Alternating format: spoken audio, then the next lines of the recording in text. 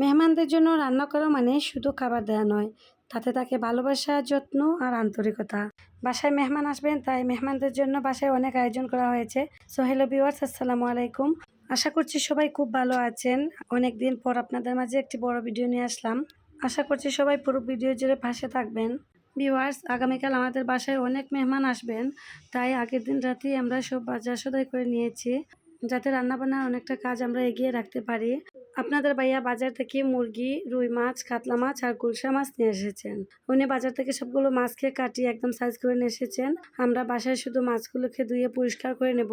আর আমরা পরিবারের সবাই মিলে কাজগুলো হাতে হাতে করে নিচ্ছিলাম। বড় পরিবারে অনেক ধরনের সুবিধা আছে। হাতে হাতে সবাই মিলেমিশে কাজ করি বলে আমাদের অনেক কঠিন কাজও সহজ হয়ে যায়। যেমন আমাদের বাসায় আজ অনেক বড় আয়োজন করা হচ্ছে। যদি এই কাজটা আমাকে একা করতে হতো তো আমার পক্ষে অনেকটা কঠিন হয়ে পড়তো। তো সবাই মিলেমিশে কাজ করায় কাজগুলো অনেক সহজ হয়ে গেছে। আজকাল যদিও সবাই বড় পরিবার পছন্দ করে না, সবাই শুধু নিজেকে নিয়েই থাকতে চায়। আলহামদুলিল্লাহ, এদিক থেকে আমি অনেকটা হ্যাপি। আমার পরিবারের লোকজন অত্যন্ত ভালো মানুষ। কথা বলতে বলতে আমি মাছগুলো দিয়ে পরিষ্কার করে নিয়েছি আর সেগুলোকে ভাজাও শুরু করে দিয়েছি। আমি সব ধরনের মাছগুলোকে ভাজা করে রেখে দেব। আগামীকাল শুধু তরকারিগুলো রান্না করব। এতে করে অনেকটা সময় আমার বেঁচে যাবে। মাছের পরিমাণ বেশি থাকায় আমি 2 চুলায় 2 দিক থেকে মাছগুলো ভাজা করে নিচ্ছি। রান্নার জন্য আমি কাতলা মাছগুলোকে ভেজে নিচ্ছি। আর এগুলো হচ্ছে রুই মাছ, এগুলোকে আমি ফ্রিজে তুলে রাখবো।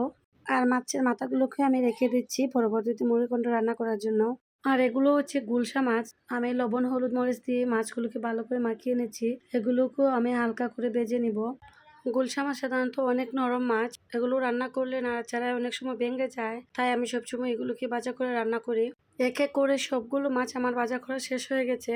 আর সবগুলো মাছকে আমি টেবিলের উপর ফ্যানের নিচে রেখে দিয়েছি। আর এবার আমি রোস্টের জন্য মুরগির মাংসগুলোকে ফ্রাই করে রাখবো।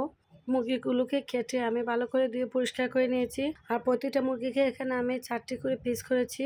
আর এখানে আমার প্রায় 50 পিসের মতো মুরগির মাংস রয়েছে। সবগুলো মাংসকে আমি ফ্রাই করে রাখবো। ফ্রাই করার জন্য প্রথমে আমি মাংসগুলোকে ভালো করে লবণ দিয়ে মাখিয়ে নিচ্ছি। আমি বড় একটি লেবুর রস মাংসের মধ্যে দিয়ে দিলাম আর ভালো করে এগুলোকে মাখিয়ে নিয়েছি। লেবু দেওয়ার কারণে মাংসের গন্ধটা আর থাকবে না। মাংসগুলোকে আমি 20 মিনিটের মতো রেস্টে রেখে দিয়েছিলাম। এবার বড় একটি প্যানে আমি তেল গরম করে নিয়েছি আর আস্তে আস্তে তেলের মধ্যে মাংসগুলোকে দিয়ে দিলাম।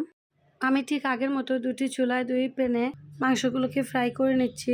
মাংসের দুপাশ এপিট ওপিট করে উল্টে মাংসগুলোকে ফ্রাই করে নিলাম। রান্নাগুলো যেহেতু আমি আগামীকাল করব, নিশ্চয়ই আপনাদের সাথে রোস্টের রেসিপিটাও নিয়ে আসবো। আশা করি সবাই আমার পাশে থাকবেন। যারা এখন আমার পেজটি ফলো দেননি, আশা করি ফলো দিয়ে পাশে থাকবেন। আমার একটি ইউটিউব চ্যানেল রয়েছে, বিউটিস গ্যালারি। আশা করি সবাই আমার চ্যানেলটি সাবস্ক্রাইব করে আসবেন। নিশ্চয়ই আগামীকালকে ভিডিওটি আপনাদের সাথে শেয়ার করব। সে পর্যন্ত সবাই ভালো থাকুন, সুস্থ থাকুন। আল্লাহ হাফিজ।